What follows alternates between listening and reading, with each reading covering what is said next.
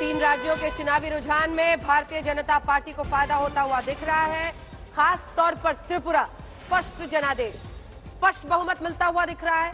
वहीं अगर आप नागालैंड पर देखें तो एनडीपीबी के साथ बीजेपी का गठबंधन था, वहां पर भी क्लियर मैंडेट है, बल्कि त्रिपुरा से भी वहां आगे बढ़ गए हैं। 38 अभी तक के रुझानों के मुताबिक स्पष्ट बन रही है उनकी सरकार, और नागालैंड में एक बार फिर से नेफ्यू रियो के साथ वो बनाएंगे अपनी सरकार।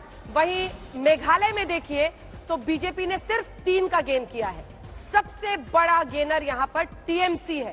टीएमसी अगर 12-13 सीटों पर आगे है तो ये बहुत बड़ी रुझान उनके लिए कही जाएगी, पॉजिटिव बात कि वो बंगाल से आगे कहीं जाकर कमाल कर पा रहे हैं। वहीं एनपीपी कॉनराड सांगमा वाली पार्टी बहुत पीछे छूटती हुई दिख रही है। यानी क्या वही त्रिशंकु विधानसभा के संकेत मिल रहे हैं अभी तक के रुझानों के मुताबिक? इन सब पर चर्चा करेंगे। लिए चलते हैं आपको अनुपम, हमारे सहयोगी इस वक्त हमारे साथ सीधा त्रिपुरा से जुड़ रहे हैं। और अनुपम, बताइए इस वक्त किस तरह की सुगबुगाहट है, क्योंकि एक वक्त तो 40 तक रुझान चला गया था, लेकिन अब 34 के आसपास फिर भी क्लियर मैंडेट दिख रहा है बीजेपी गठबंधन के पक्ष में।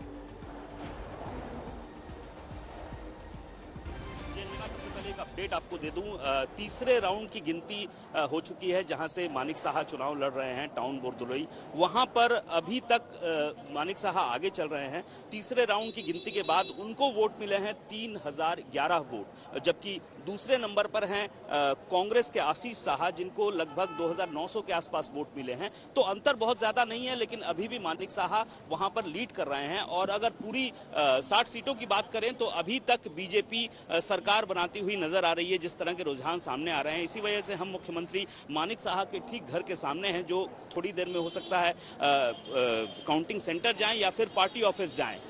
घर आप देख सकती हैं, बेहद साधारण सा घर है, आम का पेड़ है, बौर आए हुए हैं आम में। और इस वक्त सभी को इंतजार है मानिक साहा के बाहर निकलने का, उनके कुछ बोलने का, क्योंकि जिस तरीके से रुझान सामने आ रहे हैं, मानिक साहा हो सकता है कुछ दिनों में यहाँ शपथ लेते हुए हमें दिखाई दें।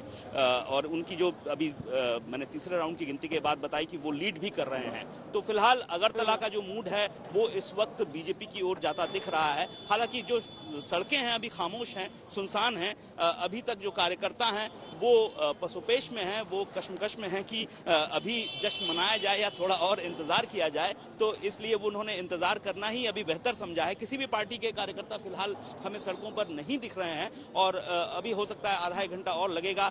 जब पूरी की पूरी तस्वीर साफ होगी तब ये जो सड़कें हैं ये एक उन्माद, एक भीड़ और एक जश्न में जरूर तब्दील होंगी। यही मिजाज है क्या त्रिपुरा का? वरना मुख्यमंत्री आवास पर इस वक्त तक तो भी 33 हो गया है, बात करते करते 33 रुझान के मुताबिक बीजेपी प्लस है।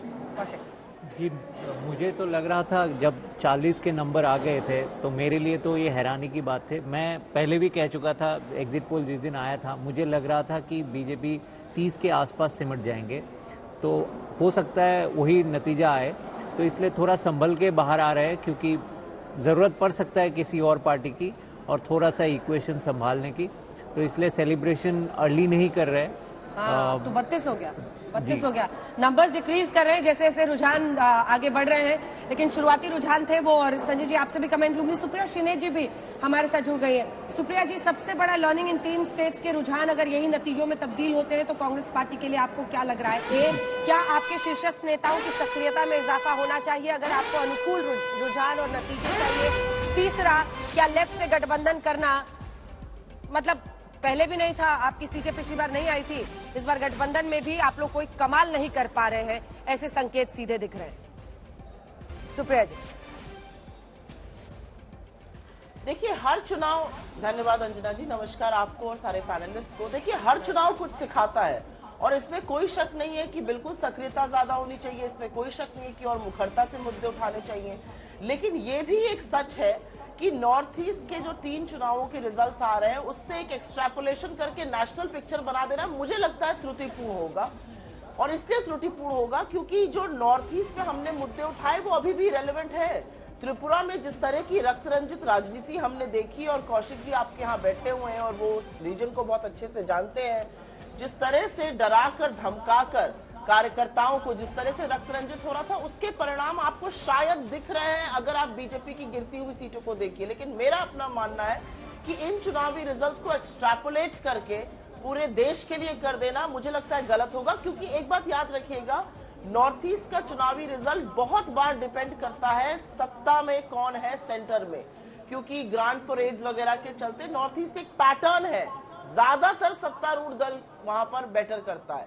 मुझे लगता है चाहे मेघालय हो या नागालैंड हो या त्रिपुरा हो, जो मुद्दे हमने उठाए थे वो आज भी रेलेवेंट है और वो दिख रहे हैं। लेकिन सुप्रिया जी, मैं कांग्रेस पार्टी के तमाम डेटा पढ़ रही थी, जब भी होली का दिन नजदीक आता है उसके ठीक पहले के रिजल्ट जो भी आते हैं वो कांग्रेस पार्टी के खिलाफ चले जाते हैं। मुझे याद है यूपी उत्तराखंड के जब रिजल्ट सामने आए थे तो बीजेपी वाले पहले ही होली मनाने लगे, कांग्रेस के लिए वो बुरी खबर लेकर आई थी।